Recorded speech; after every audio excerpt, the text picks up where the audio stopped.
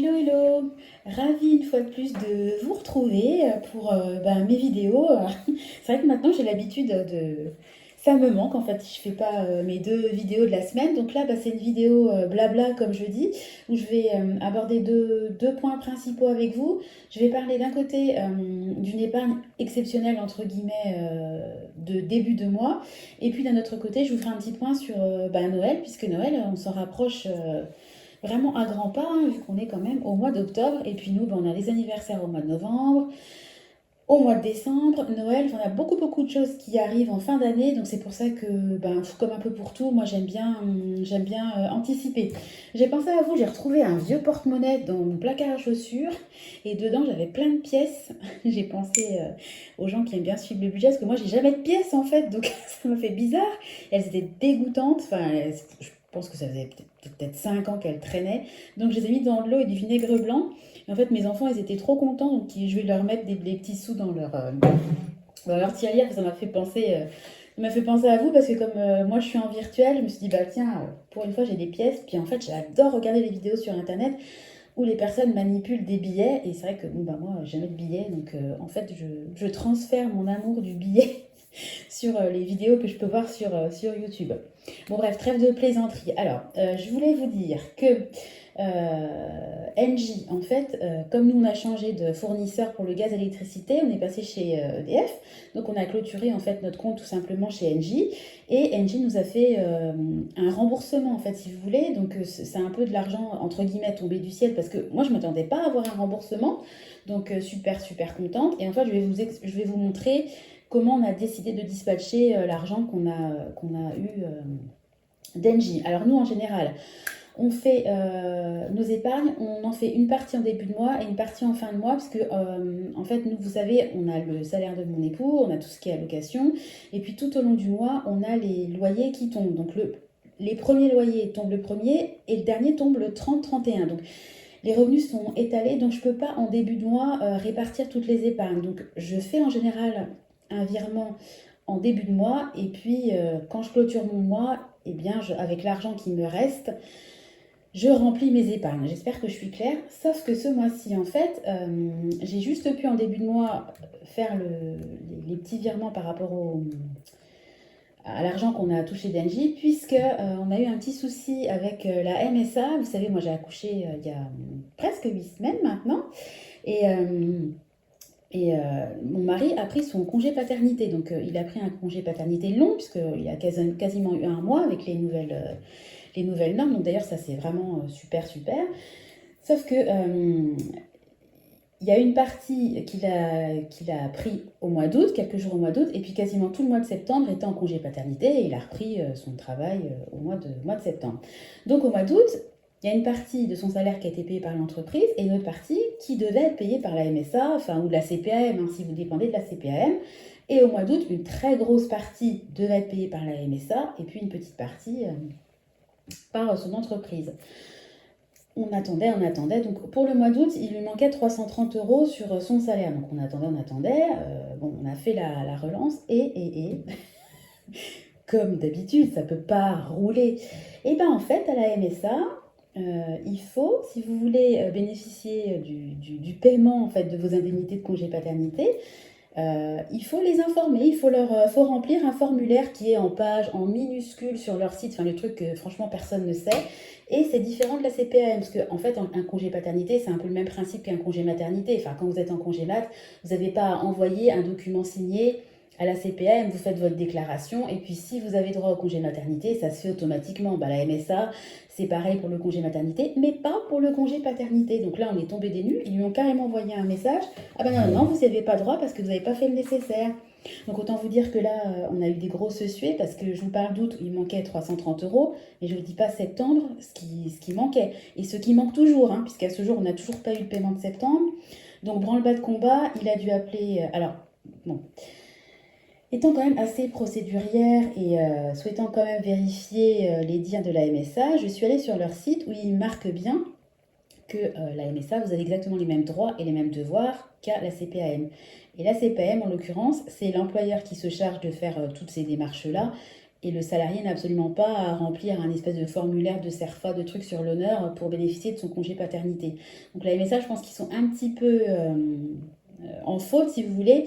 Et en fait, mon mari avait un déplacement la semaine dernière, donc il en a parlé à la responsable d'entreprise qui a tout de suite décroché son téléphone pour passer entre guillemets une soufflante à la MSA et c'est débloqué. Donc à ce jour, on a eu le virement d'août, donc 330 euros, mais on attend toujours la grosse partie de son salaire de septembre qui n'est toujours pas tombée. Donc il y a des délais, comme on nous a expliqué, etc. Encore une fois, heureusement qu'on a de l'épargne et qu'on a toujours une marge de sécurité. Parce que je me dis, enfin, je vous en parle parce que si vous êtes à la MSA, faites très attention à ça parce que ça peut vraiment mettre les gens, pour être poli, dans la panade. Donc je vous mettrai le lien. Je vous mettrai le lien de la MSA avec en page, en tout petit. Enfin, quand vous cliquez, vous allez sur leur site et vous vous renseignez sur le congé paternité, c'est genre à la page 5, alinéa temps. Donc franchement, pour savoir ça, il faut vraiment enfin, soit être du métier, soit... enfin, nous, on s'est, à vrai dire, même pas posé la question. Pour nous, un congé paternité, c'est comme un...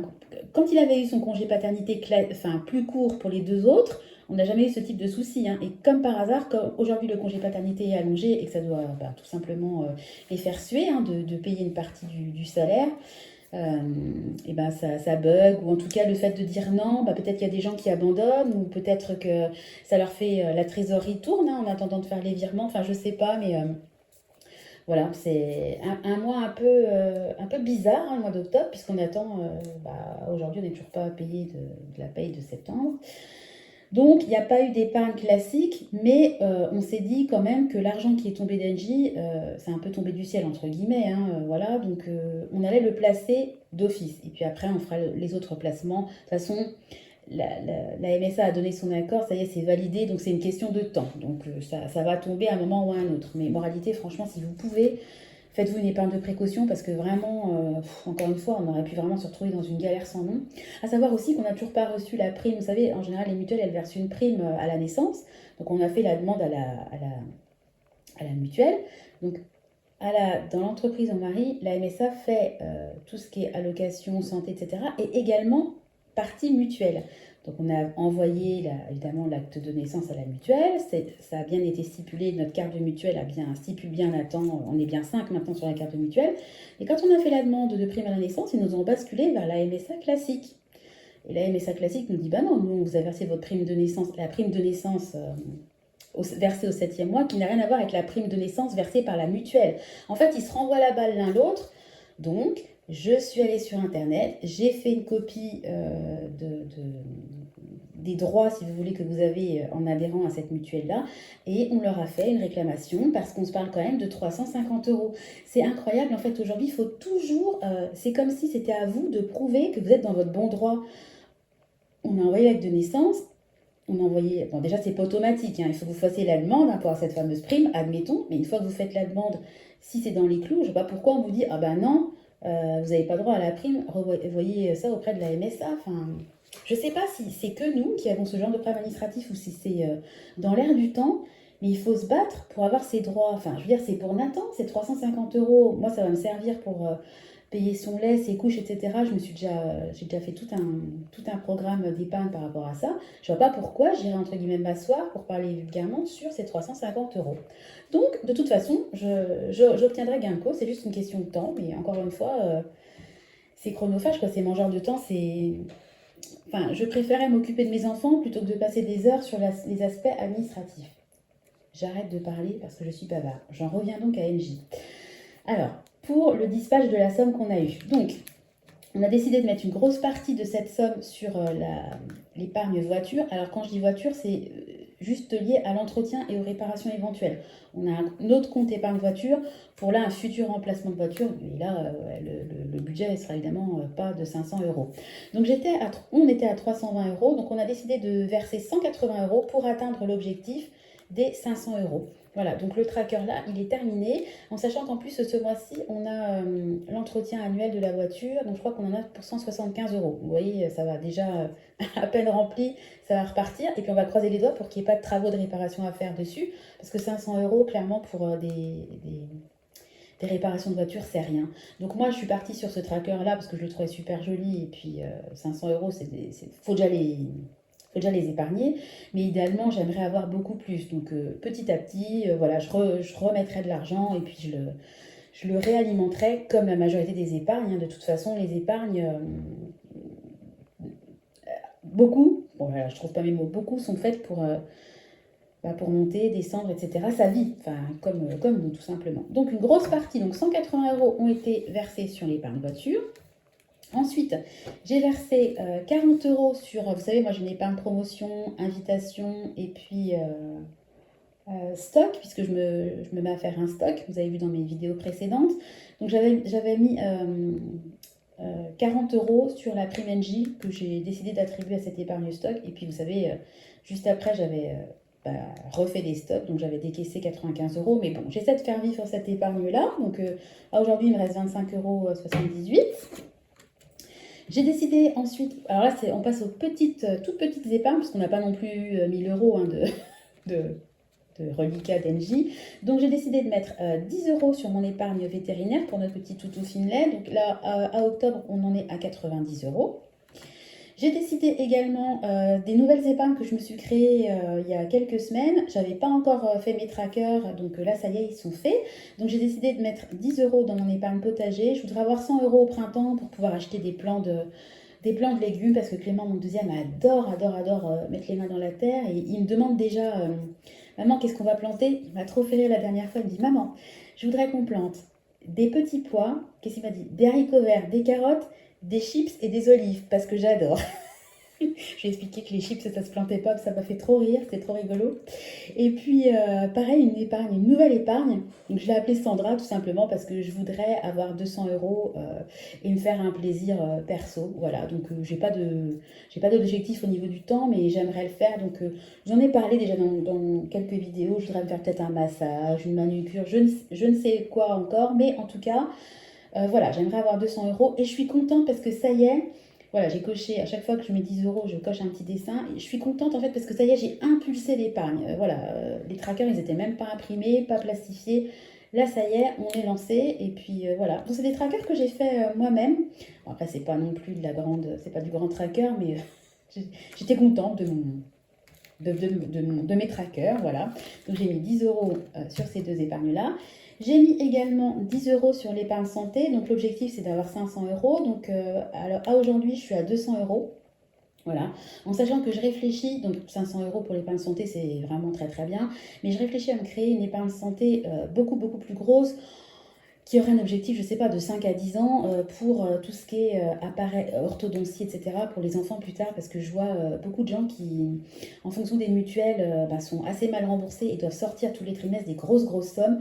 Et je me dis que si je peux anticiper ce genre de dépenses, c'est pas mal. Je peux très bien mettre 10-15 euros par-ci par-là et ça m'aidera dans quelques années à payer ses frais. Alors vous allez dire, la fille, elle est folle, elle se projette à X années plus tard. Mais bon, on a 3 enfants, il faut assurer leur éducation, mais leur santé, etc. Et je me dis que c'est entre guillemets indolore si je commence aujourd'hui. Donc je me dis, pourquoi pas? Enfin, en tout cas, je l'ai noté parce que je me fais une petite liste de mes objectifs 2023 et je pense quand même que je vais créer une épargne santé à très long terme. Voilà.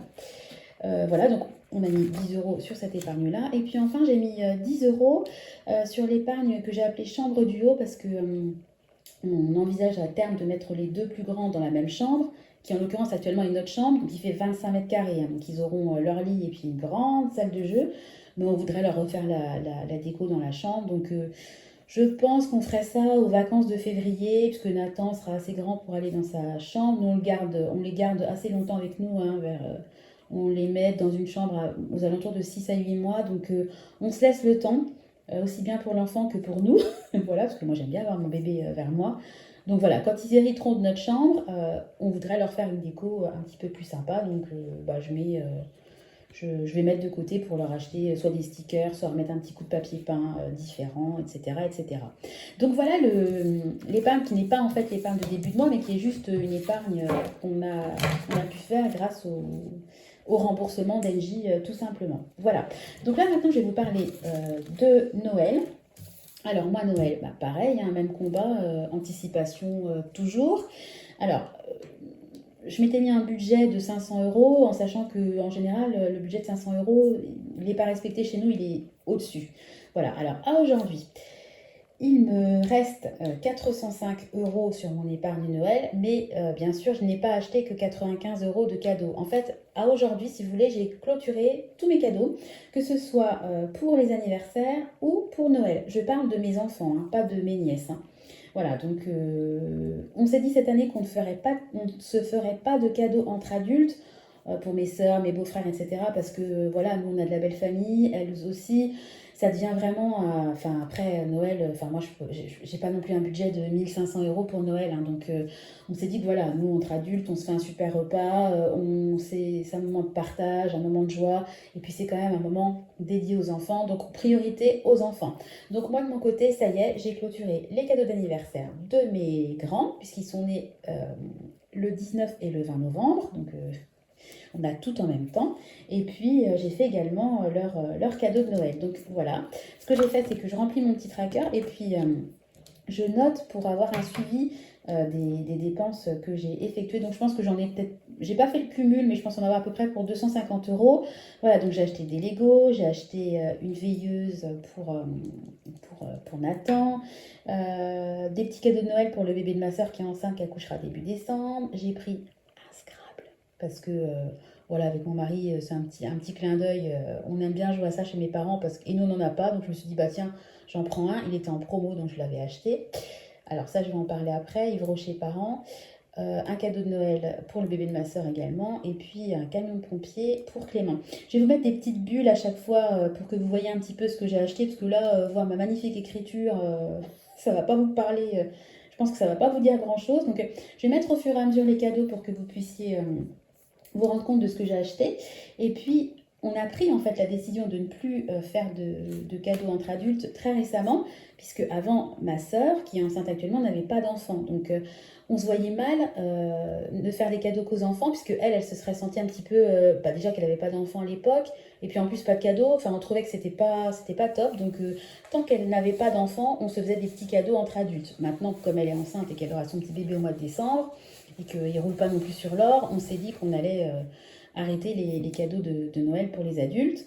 Donc moi, comme je suis toujours dans l'anticipation, j'avais déjà anticipé le cadeau de Noël pour mes parents. Donc je leur avais acheté chacun un parfum chez Yves Rocher, parce qu'il y avait une super promo, c'était à -50. Donc en fait ces cadeaux-là, bah, je ne vais pas les donner à Noël. Donc j'ai déjà en fait les cadeaux, j'ai décidé de les donner pour la fête des mères et la fête des pères 2023. Donc là, là, j'anticipe, mais c'était de l'anticipation qui n'était pas prévue à la base. Donc, bon, bah, je suis contente parce que ça me fera toujours des cadeaux en moins à faire en 2023. Enfin, voilà, en tout cas, le budget pour les fêtes des mères et fêtes des pères, de mon côté en tout cas, est déjà clos pour 2023. Voilà, donc je voulais savoir où vous en étiez de votre côté par rapport à Noël. Moi, je suis vraiment super contente d'avoir terminé mes cadeaux parce que moi, déjà, j'aime pas faire les achats de Noël en magasin. Je pratique beaucoup les achats en ligne.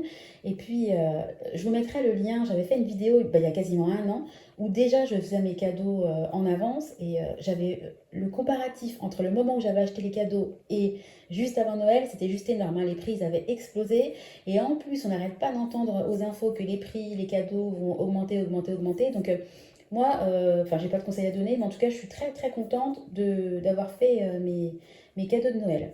Alors voilà, par rapport à Noël, il y a aussi le côté repas de Noël. Donc nous, j'ai deux sœurs. Ma sœur qui est enceinte et mon autre sœur, vous savez, je vous avais dit, qui est en instance de séparation.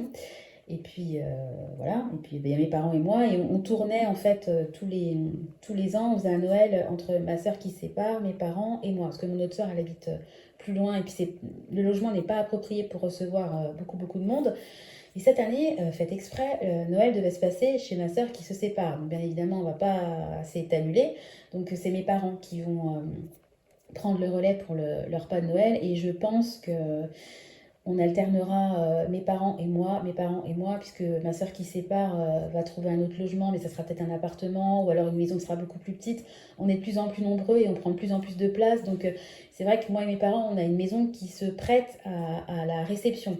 Donc moi qui me faisais un budget où je mettais de l'argent régulièrement pour atteindre 450 €, je me donnais un budget de 450 € pour le repas de Noël. Va falloir que j'épargne plus puisque le roulement va se faire non pas tous les 3 ans mais tous les 2 ans. Donc va falloir que que je réfléchisse un peu à la question. Donc je ferai... là déjà, je vais clôturer mon budget pour 2023, parce qu'en 2023, ben, de toute façon, c'était prévu que ça serait chez moi.